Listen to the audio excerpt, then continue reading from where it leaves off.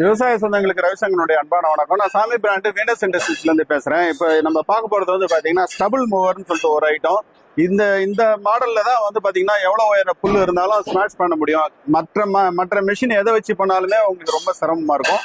இதுல தான் வந்து ஈஸியா வேலை பண்ண முடியும். அதே மாதிரி வந்து பாத்தீங்கன்னா நம்ம சேத்து உழவு பண்றதுக்கு தழை அரைச்சிருப்போம்.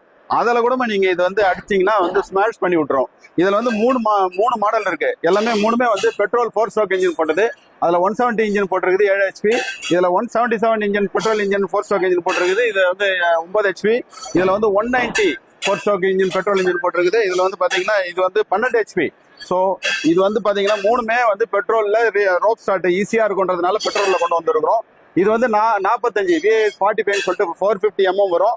இது வந்து பாத்தீங்கன்னா VAS 16 சொல்லிட்டு 600 mm வரும்.